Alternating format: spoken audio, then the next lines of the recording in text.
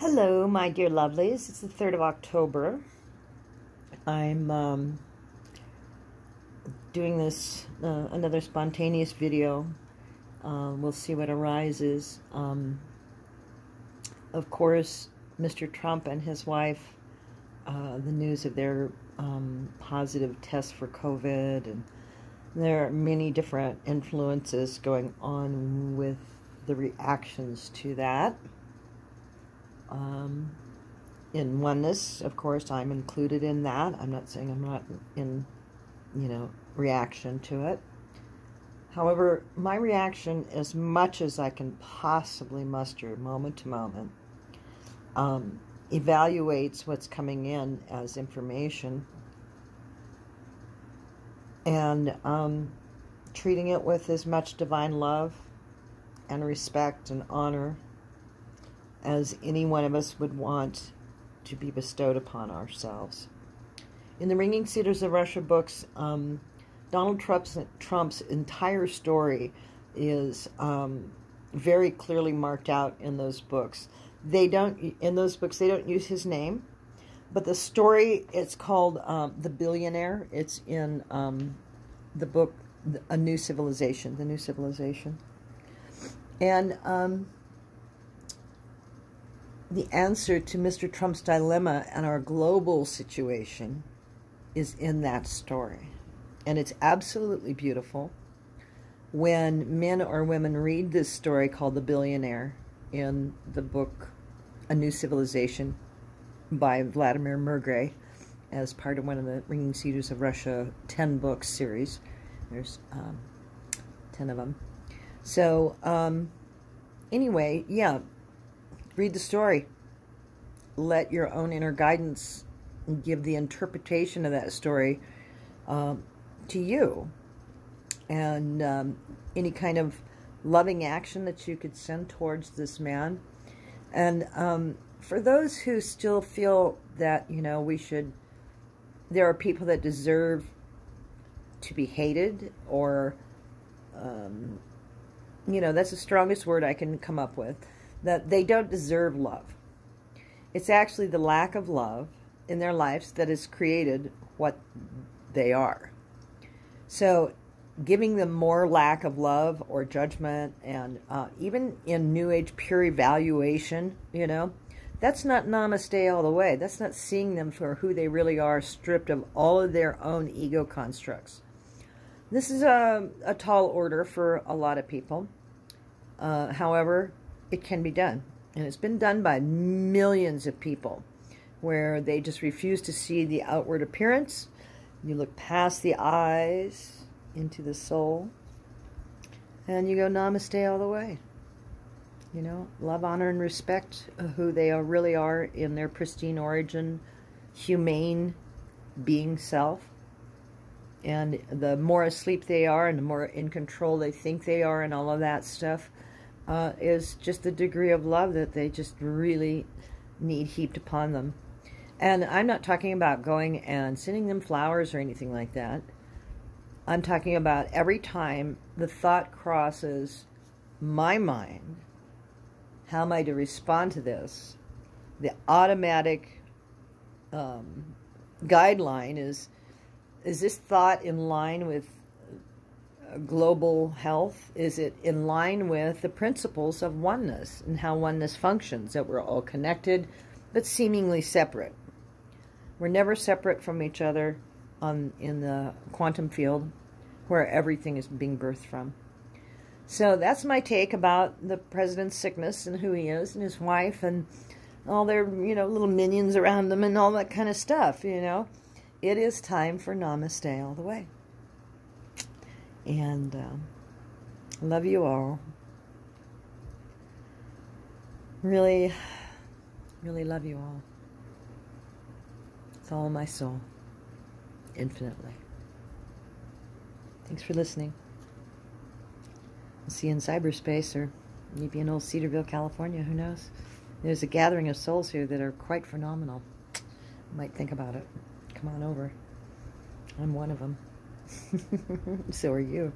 If you're watching this and understand what I'm saying, you're one of them too. If you don't, put in the comments, Ask me questions. Ask me any question you wish. I am totally open to infinite knowledge. So I actually feel like I could answer any question with complete honesty and reality. And I will not pretend to know something that I don't know. So if I don't know, I'll just say, sorry, I don't know about that. You know, especially if somebody's really forcing a dualistic agenda through their question. I don't participate in those. I just don't, because they don't make any sense. They've never made any sense, and it's gotten us in a lot of big mess here. So if you can formulate questions that, like, how does oneness function? I know all about that. I do. And I can talk about the progressions of different teachings and teachers that I've had that led me to being awake and a real being within myself. And nobody has to take that path. They couldn't, because that was my path. Everyone's unique. That's a oneness principle as well. Uniqueness, yet one. There's a lot to be understood there. And ways of behaving from that is just super loving and wonderful. Everybody's included. The feeling of powerlessness goes away. And with David Icke and all these guys, you know, theys, their biggest power is to get us into some kind of weird fear-based reaction to whatever they're doing. And if we just pay attention to what we're doing and staying in that love frequency, also in the Ringing Cedars of Russia, it is described by Anastasia's great grandfather. And he says that love is actually a being, an entity. Like I'm a being and you're a being. The earth is a being, a living entity that gives life. That's why we call her mother. The sun is an entity. Without its photonic energy, no life on this planet would be necessary. So there's a beautiful agreement between planets. And there's just no way to get away from the oneness principle. Different levels of function, infinitely. Infinitely. So trying to figure things out, if you just understand things are infinite, you can relax quite a bit about time. You can become aware of things that need to be done, like in the now. It's like, oh, it's time to do that. You don't ever put anything off. That's part of the Eastern philosophy of mastery, is this moment now, this moment now, this moment now. Those moments keep coming, and we call that time. But as soon as awareness comes to you, like anything, I could look away from this camera right now and look down on the floor and see this speck of stuff that my vacuum missed. So what do? I come down here, I see the speck, and I pick it up. Now the whole vacuum thing is done. And I don't have that thing going, getting my awareness out of the moment. Because that is where self-judgment, criticism, condemnation, all these kind of things come from. So you see the speck or you drop something, you pick it up right then. And that's the way a master stays current in their own life. You're never behind if you do things the moment you're aware of them. There are times that something has to be delayed because of current activities that have to be, completed, and then you can go on to that.